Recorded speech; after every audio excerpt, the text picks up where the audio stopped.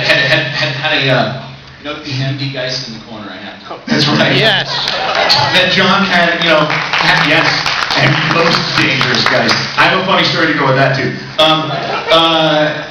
That John had, had this professor, sort of a higher up that he got inspiration from, and the conversation was, when is the right time to fire somebody? When is the right time to fire somebody? Anytime. Now. When it's necessary. The first time it occurs to you that you might have to. That is it. And let me tell you something, he's right. He's right. It's cold, but he's right. Okay? Now that's the thing, is that, maybe this person will turn around. Maybe they won't. Probably they won't. And that was like an approach he took. And sometimes he had regrets about that, not doing it. And that's the thing, whereas, he told me that story. He's like, when is the best time to fire somebody? The first time it occurs to you that you might have to. So, this is a hardcore dude, okay? Now, MD guys, here's a little side story about that. Do you guys know about the Kurt Russell thing, MD guys? I know about the Geist Rider. Well, the Geist Rider, but John used to live on 57th Street, okay, and in his apartment building, and one of the other tenants in the building was Kurt Russell and Goldie Hawn lived in that building. So he would run into Kurt Russell in the hallway all the time. Now, MD Geist was something that Central Park Media didn't just license it; they owned it. They bought it outright. And I mean, this was John's baby. I mean, the whole U.S. Manga Corps thing, right, was from that sit here and pay attention because this is going to go on for 5 minutes before you can watch your DVD. You can't skip it, that thing.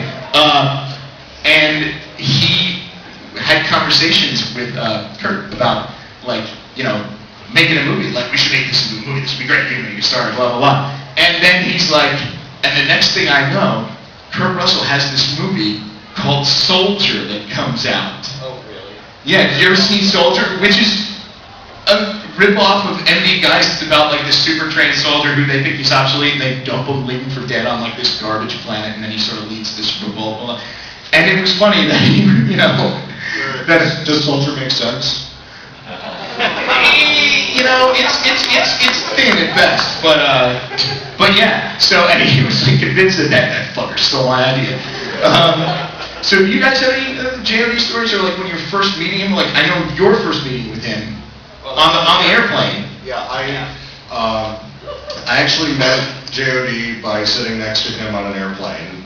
I was going home to visit my family. It was summer, and I had worked for, I had started Anime News Network. I was kind of well known, and he knew who I was, and I way knew who he was because he had this giant denim Team CPM jacket with area on it. Collar up.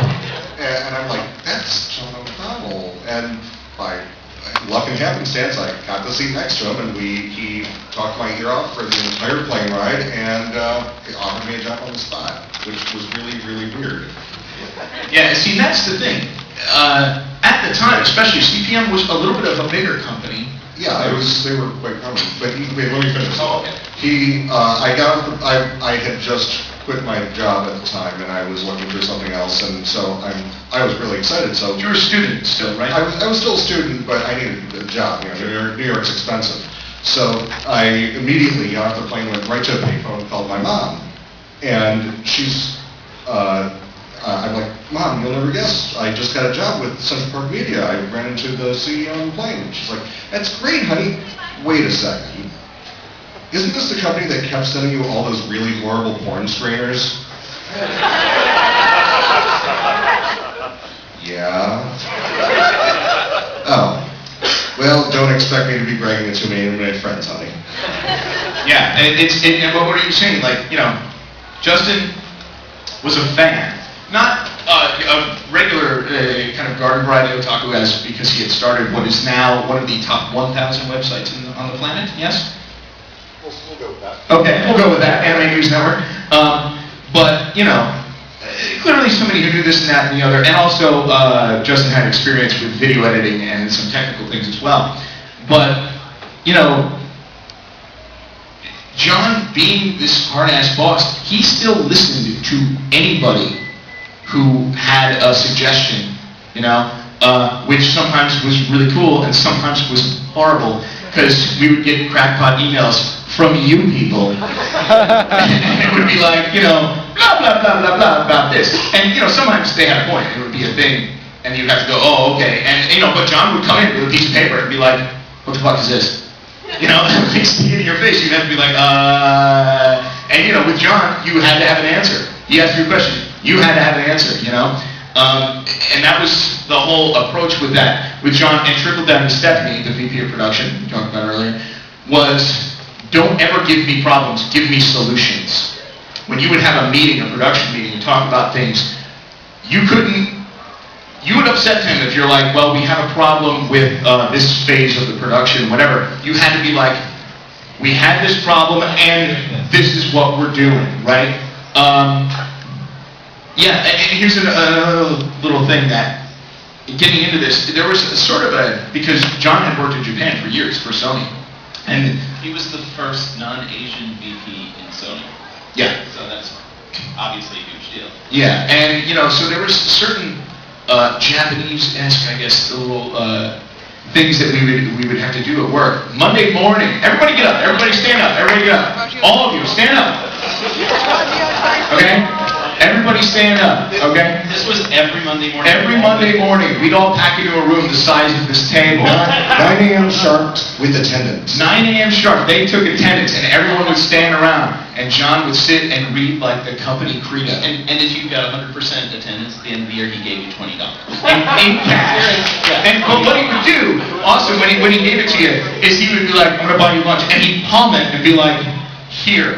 He wouldn't give you, he'd like hide it, But they took attendance, and everybody stood up. And then every morning, someone else would be picked, and it would be like, all right, you. They'd be like, read this, and you would read the company statement talking about being an ethically profitable international business and growing international business. No, get on there and I don't remember that. You don't remember it? And like the CPM's sort of theme was, what was it? World peace through shared popular culture. And you would read this, and then he'd be like, what does that mean to you? And every week, somebody else would do it. Every week, okay? And even when there was like at maximum maybe 50 employees, you'd all be in there, and everybody would have to do something. And then it would go around the room and be like, this department, what are you doing? This department, what are you doing? This department, what are you doing? And I gotta tell you, if you had a mistake, one little error in your project that you went to present, I don't know what kind of weird mystic law was going on in there, it would show up in front of him, in front of everyone. Like somebody would be like, I wanted you to see how good the new subtitles look. You can sit down now. But how good the new subtitles look on this disc. Put it in, go to a random spot in the middle of it, and there'd be a typo. It's the only typo on the entire disc, but it would be the one that came out in front of John, and John would lose it in the middle. He just, he would get to, he'd turn red and he'd just get all clenchy and be like, what the hell is that? And then you have to fix it. The room would back away. Oh yeah, everybody would, but like that's what it was like every week. Now let's clear up the shot of the conference room. This company was founded with a very humble beginning, where it was just pretty much 3 employees. It was J.O.D., M.O.D., Masumi O'Donnell, his wife, and Mike Pascuzzi was his first sales manager. And here, of course, is one of our many HeroClix sessions, because we're dorks, and me and Steve will play HeroClix and drink beer after hours.